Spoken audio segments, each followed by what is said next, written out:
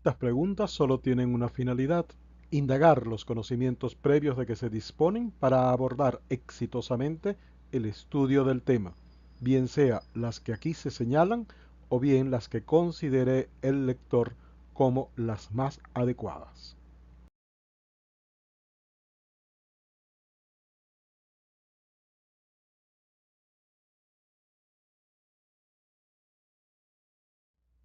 Tenga en consideración los siguientes objetivos, que son los que debe dominar al finalizar el estudio del tema, en sus distintos grados y niveles de complejidad, a los fines de poder alcanzar un conocimiento adecuado y, a su vez, capaz de aplicarlos en casos o situaciones concretas. La condición de imputado es importante tenerla en consideración tanto por lo que se refiere al acto que le da origen, que es el que está previsto en el artículo 126 del Código Orgánico Procesal Penal, como en cuanto a sus derechos y facultades que ostenta a todo lo largo del proceso penal.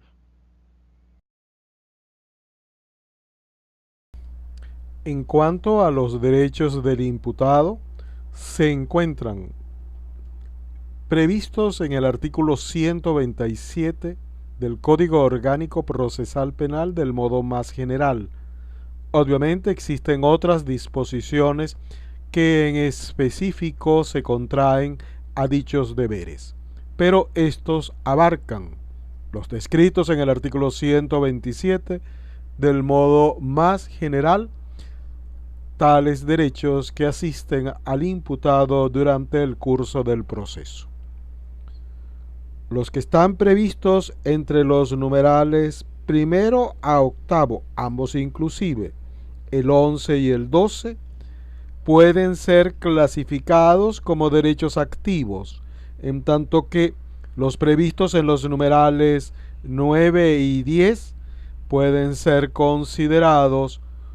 como pasivos. En cuanto a los deberes, se reducen fundamentalmente al principio de deber general de buena fe que se encuentra previsto en el artículo 105 del mismo código. En cuanto a las cargas, no existe en propiedad cargas específicas del imputado porque ello afectaría el derecho de defensa. Si bien es cierto que en materia de recursos o de lapsos puede hablarse de cargas por incumplimiento de determinados actos durante el transcurso de dichos lapsos, solo allí podría hablarse de cargas específicas de los imputados, lo cual en todo caso no afectará que posteriormente en el desarrollo de los actos posteriores puedan ejercer actos de defensa, aun cuando no puedan desplegar o desarrollar aquellos actos que por el curso del tiempo no los ejercieron oportunamente. En esta materia es muy importante tener en consideración o en cuenta la amplitud con que debe ser interpretado el derecho de defensa como parte esencial o fundamental del debido proceso, a fin de que no se menoscabe dicho derecho de defensa y de debido proceso por interpretaciones malsanas o de carácter estrictamente formal que menoscaben la amplitud material del debido proceso y del derecho de defensa que en él se inserta.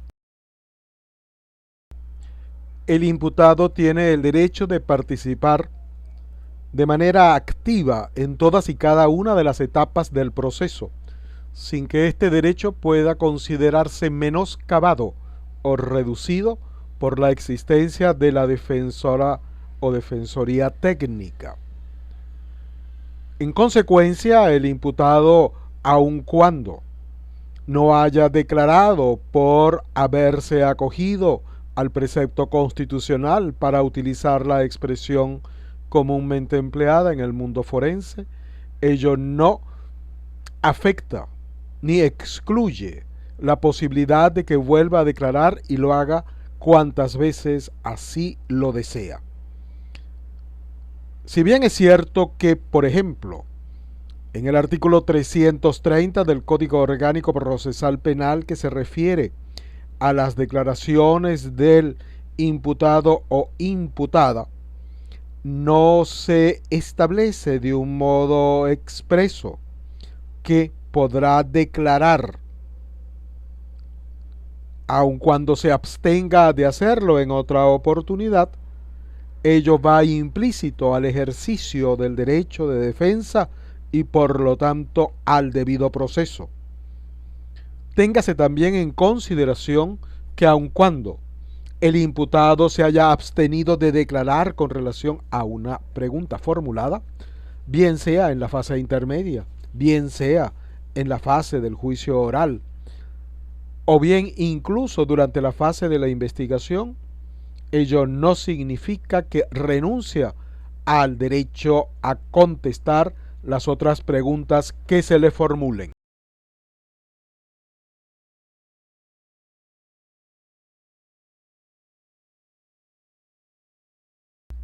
Hablar de las especies de defensa supone hablar de la defensa técnica, de la defensa material y de la autodefensa o defensa personal. La defensa técnica está prevista en el artículo 139 del Código Orgánico Procesal Penal, que establece que el imputado tiene el derecho de designar un abogado de su confianza como su defensor, y caso de no hacerlo, el juez le ha de designar un defensor público desde el primer acto del procedimiento o en todo caso antes de prestar declaración. En pocas palabras, el defensor técnico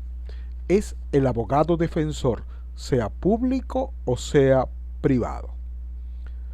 Con relación al defensor técnico, es necesario igualmente tener en cuenta las condiciones para su desempeño o ejercicio. En primer lugar, ser abogado.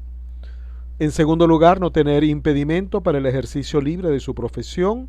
Y en cuarto lugar, estar en pleno goce de sus derechos civiles y políticos. Puede encontrarse en una situación de inhabilitación que está consagrada en el artículo 147 y que atiende a particulares relaciones que puedan existir entre los sujetos procesales que allí se mencionan y el defensor. El nombramiento del defensor, tal como lo señala el artículo 141, puede hacerse por cualquier medio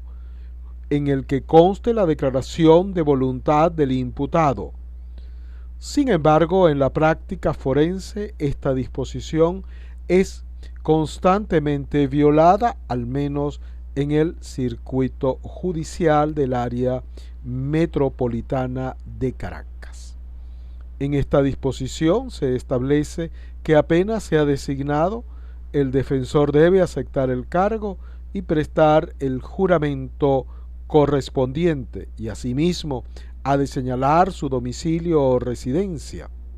Juramento que habrá de tomarse dentro de las 24 horas siguientes a la solicitud de defensor, norma que se encuentra igualmente transgredida en la práctica forense. En cuanto al límite, es el número de 3 que podrán trabajar o desempeñar su ministerio conjunta o separadamente. Sin embargo, se prevé también la figura del defensor auxiliar, que es en aquellos casos en que las diligencias se practican fuera del lugar del proceso y el defensor técnico no pueda asistir a ellas. En este supuesto, el defensor auxiliar no vulnera la prohibición del número máximo de 3 defensores.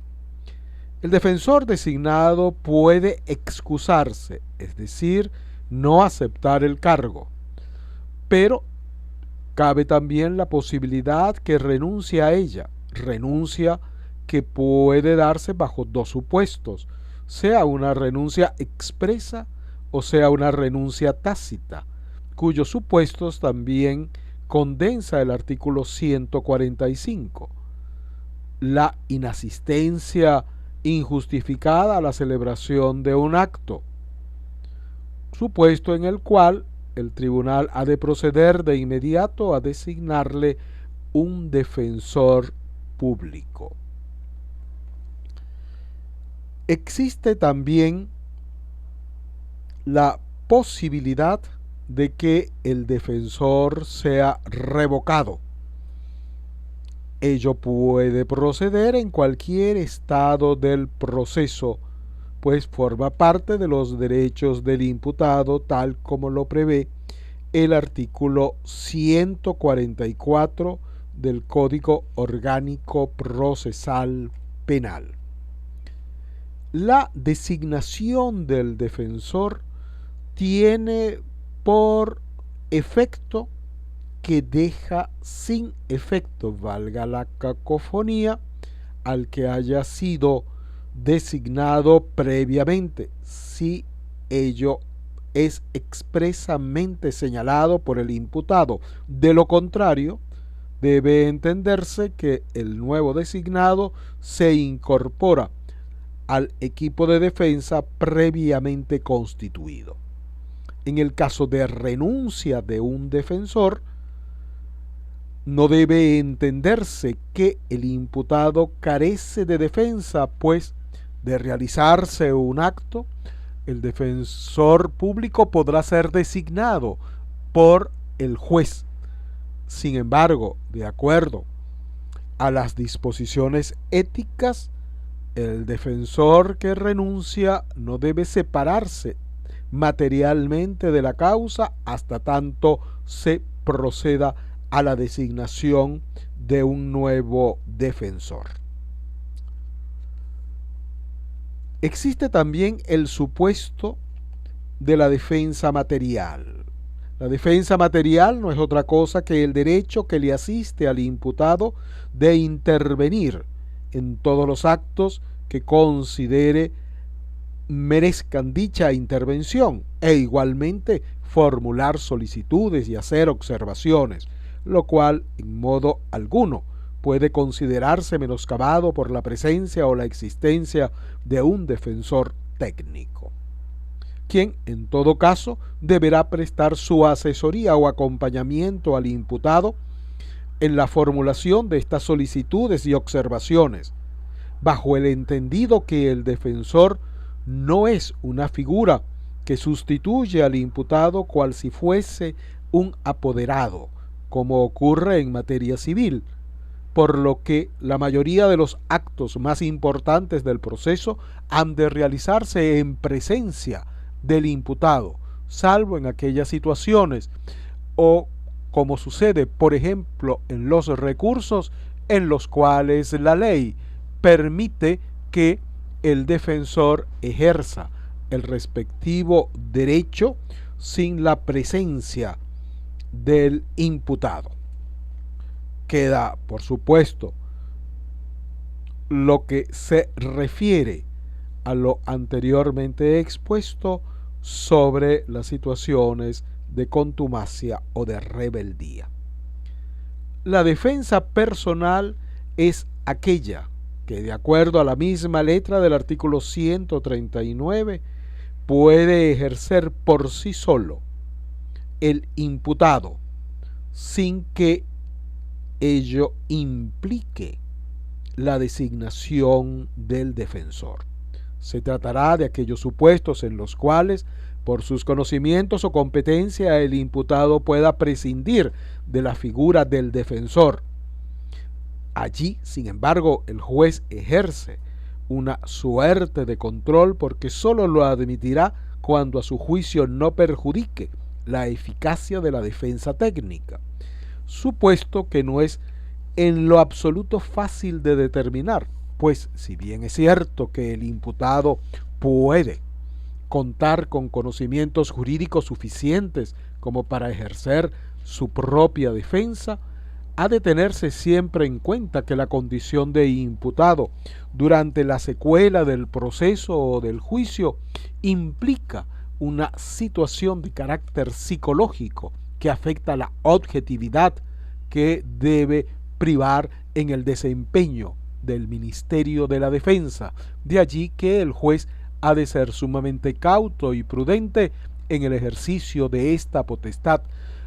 En primer lugar, para no afectar el derecho de defensa en su manifestación más general y en su manifestación más específica. Lo primero implica la presencia del defensor, lo segundo implica la asunción de la defensa por el propio imputado, sin que en esta materia puedan expresarse o acumularse reglas claras, precisas, porque en definitiva ha de privar, como en muchos otros supuestos del proceso penal, la prudencia y el buen criterio del juez. Con relación a la defensa en las distintas etapas del proceso,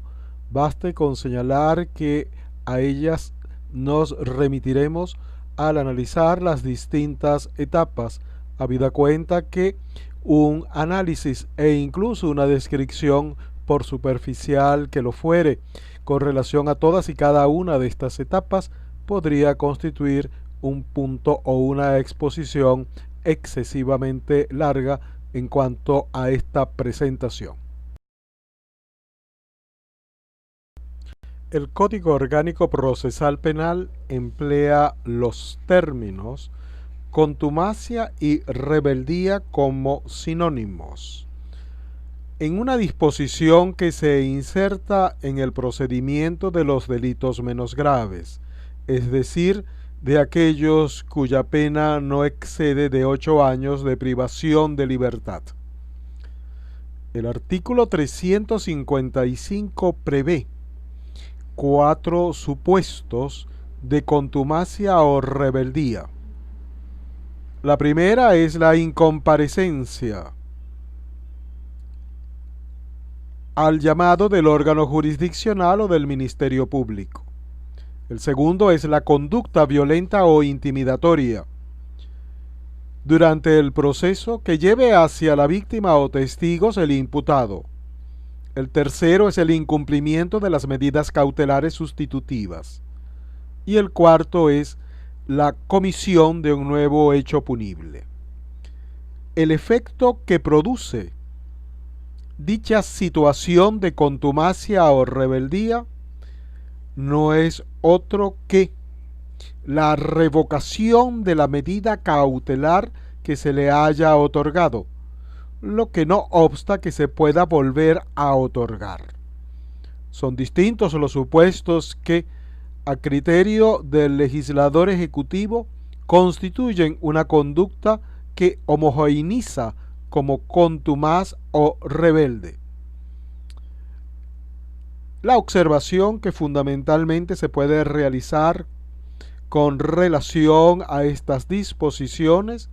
es que fundamentalmente se eleva sobre la noción de deber procesal que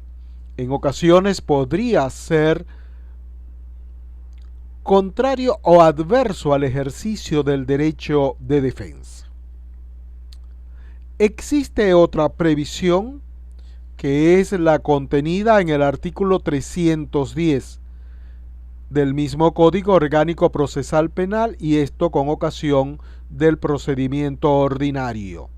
es decir, de aquellos delitos cuya pena supera los 8 años en su límite máximo. El supuesto que nos interesa es el previsto en el penúltimo aparte del numeral tercero, que son aquellos casos en los que el imputado que se encuentre privado de libertad en un centro de reclusión u otro se niegue a asistir a la audiencia preliminar y así conste en los autos. De acuerdo a la letra de la disposición legal, en estos casos se entiende que el imputado no quiere hacer uso de su derecho a ser oído ni a acogerse a las fórmulas alternativas a la prosecución del proceso ni al procedimiento por admisión de los hechos. En este caso, en este supuesto, se procede a realizar el acto con el defensor si éste asiste, y si no asiste, con su defensor público que a tal efecto se le va a designar. Esta disposición guarda a su vez relación con lo establecido en el artículo 366, que se encuentra incardinado en las disposiciones relativas al procedimiento de los delitos menos graves. Esta disposición contenida en el artículo 310, numeral tercero, es susceptible de severas críticas, pues incorpora como un supuesto de rebeldía o contumacia la renuncia al derecho de defensa, es decir, al debido proceso, derecho que es fundamental o derecho humano y que por lo tanto es irrenunciable. A ello se suma la obligatoriedad de la realización del acto con la designación del defensor público, que se le va a designar en el mismo acto. La designación en el mismo acto y la realización del acto, especialmente en aquellas causas complejas, constituye ciertamente una violación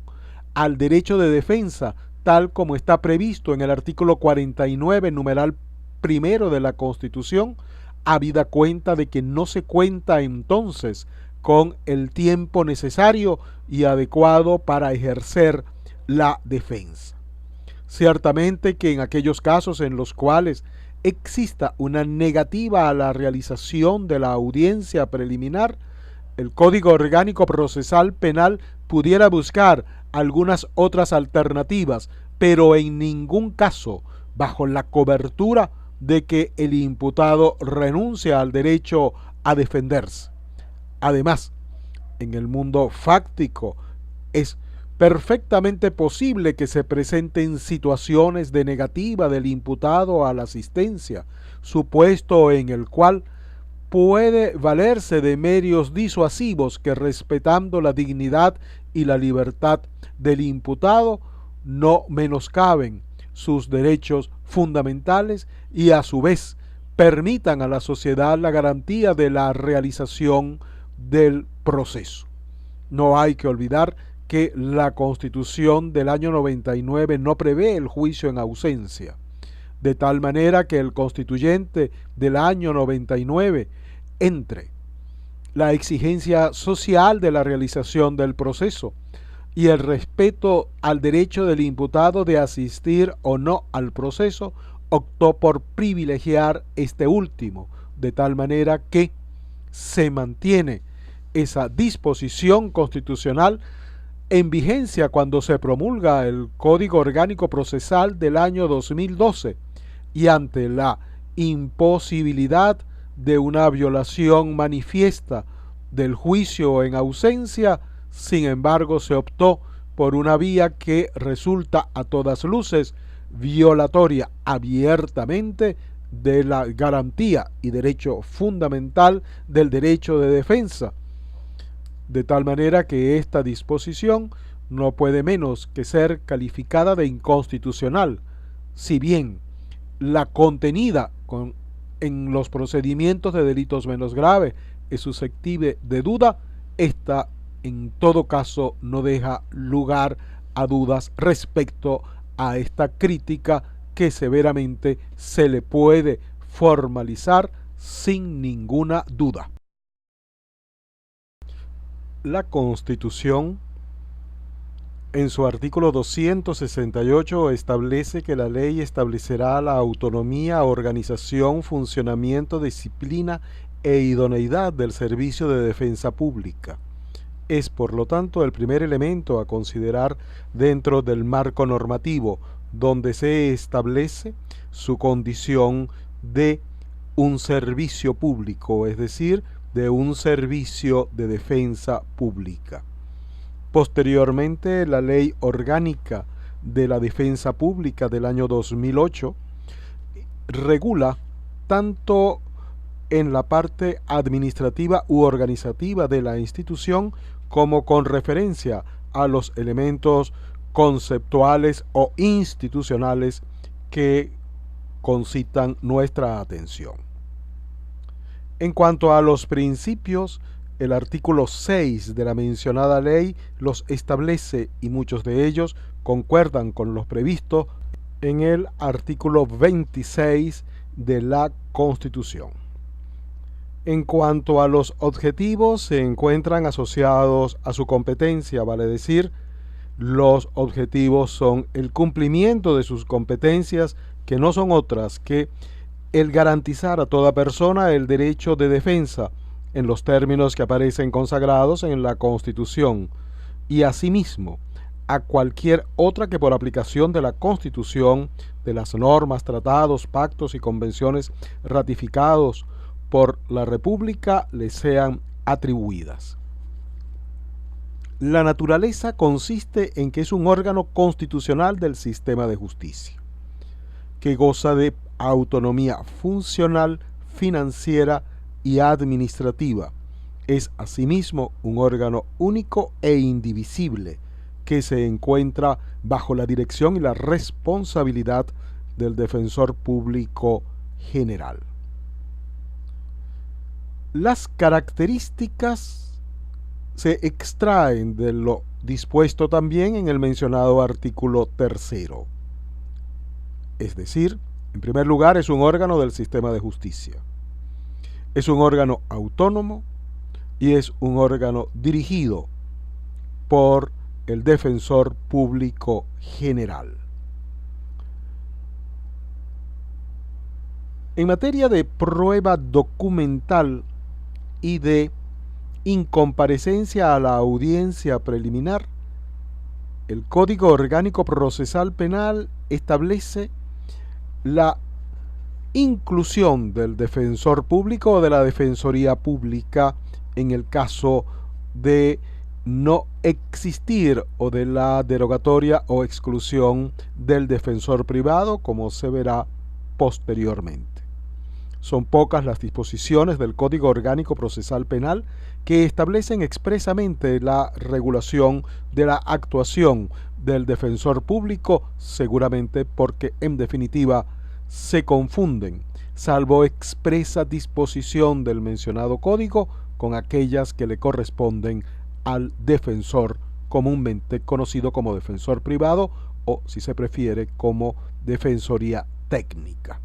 Aun cuando vale la pena aclarar que la denominación de defensoría técnica también corresponde al defensor público, porque en definitiva la denominación técnico no se corresponde en términos de igualdad o de sinominia con la defensoría pública, sino que corresponde a la naturaleza de la defensa que se ejerce. Con relación a los auxiliares de las partes, es necesario tener en consideración algunos puntos previos. En primer lugar, no son necesarias y exclusivamente auxiliares de la defensa, aun cuando usualmente ocupan una función precisamente en auxilio de la defensa. En segundo lugar, se trata de sujetos que no actúan en sustitución de las partes y por lo tanto carecen de intervención en la celebración de las audiencias.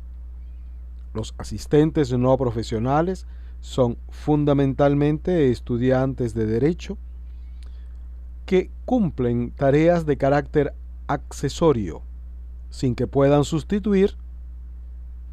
a los defensores o a la parte a la que prestan su auxilio. En cuanto a su designación, quien lo haga ha de asumir la responsabilidad de su elección y vigilancia. Sin embargo, en la práctica forense, en ocasiones se observa que los jueces se reservan el derecho de admitirlos o no, lo cual constituye, en mi opinión, una extralimitación de funciones, por cuanto la responsabilidad recae sobre la parte que los designe y habida cuenta que no llevan a cabo actuaciones de carácter judicial, no se explica claramente el por qué los jueces en ocasiones se reservan el derecho de su admisión. Claro está, en el supuesto de que no reúnan las condiciones que señala el artículo 149, específicamente el no ser profesional del derecho, podría ser una causal para su no admisión, pero no porque exista la facultad de una revisión o control previo que vaya más allá de la determinación del requisito formal. En cuanto a los consultores técnicos, se trata de personas que tienen especiales conocimientos en una rama de la ciencia, del arte o de la técnica, y que pueden prestar auxilio o colaboración a la parte, habida cuenta que sus conocimientos no corresponden a aquellos que normalmente son propios de los abogados. El consultor técnico, tal como lo establece el artículo 150, ciertamente puede presenciar las experticias, pero no podrá participar en ellas. Y en las audiencias puede estar al lado de aquel con quien colabora o lo auxilia, en el sentido de suministrarle la información o los conocimientos que sean necesarios para el mejor desempeño de la parte a la que le prestan su colaboración.